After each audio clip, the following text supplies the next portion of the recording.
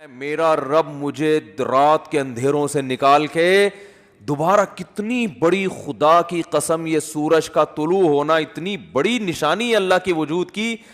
ایتھیس اور ملحد پاگل ہوتے ہیں. مجھے لوگ کہتے ہیں ملحدوں پہ کو معاف کر دیں، بیان نہ کریں آپ، بہت بیان ہو گیا ملحدوں پر. لیکن بھائی کیسے یار چھوڑ دیں؟ اتنی بڑی خدا کی نشانیاں دیکھ کر جو بدبخت کہتے ہیں یہ آٹومیٹیکلی ہو رہا ہے. اور یار ایسا سسٹم، اتنا ایندھن اس کے اندر، ایسی روشنی، کیسا، جیسے آپ تکے کو گھماتے ہیں نا جب پکاتے ہیں، کوئلے پہ جب تکا پکاتے ہیں، ادھر سے پک گیا، اب کیا کرو؟ گھماؤ. یہ خود بخود گھومتا ہے؟ گھمانا پڑتا ہے. یا ایسا سسٹم لگانا پڑے گا کہ گھومے. وہ سسٹم کوئی لگا کے دیتا ہے. تکے میں خود بخود اتنی عقل نہیں ہوتی کہ کروڑوں سال میں ترقی کرتے کرتے ایسا بن گیا کہ آٹومیٹک گھومنا خود بخود ہی شروع. یہاں سے پک گیا، اب یہاں سے پکاؤ. ہے بھائی، یہاں سے تو پک گیا، اب کیا کرو؟ اب یہاں سے پکاؤ مجھے. تکا خود بخود کروڑوں سال میں بھی اتنا ذہین نہیں ہوتا. تو یہ سورج اور زمین اتنے ذہین کیسے ہو گئے کہ سورج گیا اور پوری دنیا کو لائٹ دیتا دیتا ساری دنیا میں کی فصلیں اگاتا، وٹامن ڈی پرووائڈ کرتے کرتے کرتے کرتے ابھی سورج امریکہ والوں کو نواز رہا ہے. اس وقت یہاں رات ہو رہی ہے نا، امریکہ میں دن ہے. سورج وہاں جا کے گوروں کو وٹامن ڈی دے رہا ہے، ان کی فصلوں میں جان پیدا کر رہا ہے. ہمارا نمبر ابھی، ہم تکے کی وہ والی سائڈ ہے جو انگارے کے دوسری طرف گئے ہوئے ہم لوگ. بھئی یہاں سے تو زمین پک گئی ہے، اب اس کو تھوڑا سا اندھیرے میں رکھو، اس کو پکانے کی ضرورت نہیں ہے. اب میرے اس طرح پکانے کی باتیں کرنے سے ایتھیس کو تپانے کا کام ہو رہا ہے. حقیقت ہے نا، جب سورج پکا رہا ہے اور ایتھیس ہمیں تپا رہا ہے، خود بھی تپ رہا ہے الٹی باتیں کر کے. تو یہ بھائی کیسا خوبصورت نظام ہے یار. سورج کا جو طلوع ہے نا خدا کی قسم، یہ اللہ کی بہت بڑی نشانی ہے. لاکھوں کروڑوں سال ہو گئے سورج کی حرکت میں کوئی تبدیلی نہیں ہو رہی. کتنا بڑا آگ کا ایندھن ہے، آگ کا ایندھن زمین سے لاکھوں گنا بڑا. اتنی آگ، اتنا ایندھن کہاں سے آ گیا؟ اسٹیل مل میں جو ایندھن جس سے لوہا پگھلایا جاتا ہے، یہ آٹومیٹکلی پیدا ہو گیا، یہ اس کو پیدا کیا گیا ہے. یہ تو ڈالا جاتا ہے نا اس میں بھٹیوں کو جلانے کے لیے. سورج میں کہاں سے آ گیا؟ اتنی آگ برسا رہا ہے. اور ایسی لائٹ ہے اس کی کہ آپ جب سورج کی روشنی ہوتی ہے، آپ کے ہزار وولٹ کے بلب فیل ہو جاتے ہیں، اس کو پتہ ہی نہیں چل رہا ہوتا کہ جل رہے ہیں کہ بجھ رہے ہیں. تو کیا تن تناتا ہوا شان کے ساتھ مشرق سے نکلتا ہے. تو اللہ نے کہا ابھی نکلنے سے پہلے پوری دنیا کا نظام چونکہ چینج ہو رہا ہے، اندھیروں سے ڈوب کے تم روشنیوں کی طرف آ رہے ہو. تو جو ملحد ہوگا، جو خدا کا انکار کرنے والا ہے، اسے اس سے کوئی غرض نہیں ہے کہ اللہ نے مجھے دوبارہ زندگی دی، دوبارہ سورج میری خدمت کے لیے طلوع ہو رہا ہے اور اس زمین کا نظام دوبارہ سے کیا ہو رہا ہے؟ چینج ہو رہا ہے. وہ تو پڑا ہوا خواب خرگوش کے مزے لیتا رہے گا. کافر خدا کو یاد نہیں کرے گا. اور جو خدا کو مانتے ہیں، جو مشرک ہیں، وہ مندروں میں جا کے بتوں کے سامنے جھکیں گے، حالانکہ وہ تو خود پیدا کیے ہوئے ہیں ان بتوں کو اللہ نے.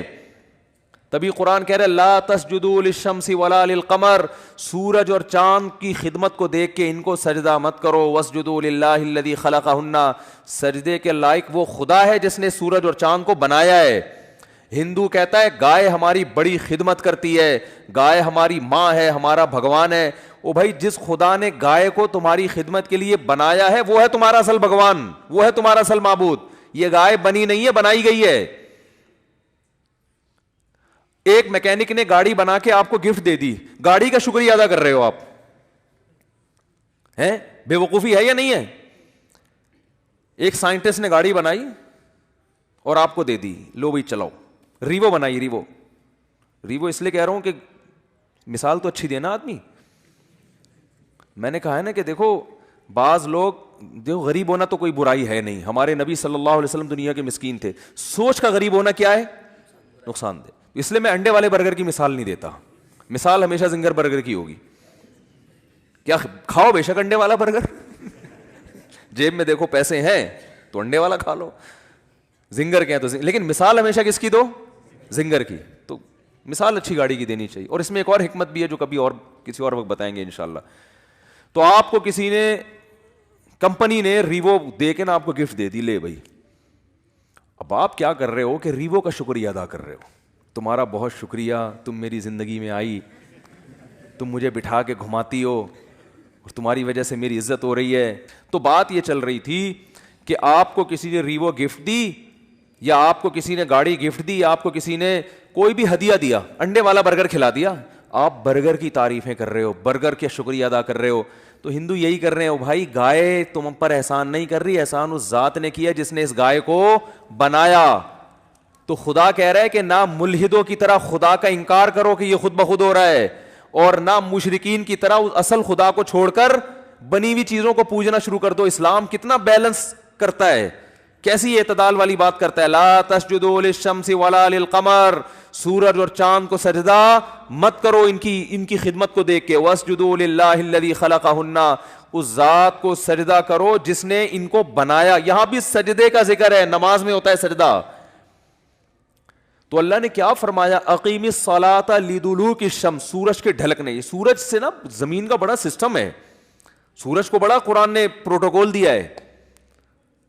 قرآن نے اپنی نشانیوں میں, اگر میں یہ کہوں کہ جتنا سورج کو پروٹوکول دیا ہے شاید کسی اور نعمت کو نہیں دیا, تو شاید میری یہ دعویٰ غلط نہیں ہوگا. تبھی تو سورج سے نمازوں کے اوقات رکھے گئے ہیں. روزہ بھی سورج دیکھ کے ہوتا ہے, سورج غروب ہوگا تو روزہ افطار ہوگا, سورج طلوع ہونے سے پہلے روزہ بند ہوگا, نمازیں سورج کے اوقات پر. تو یہ کیا ہے؟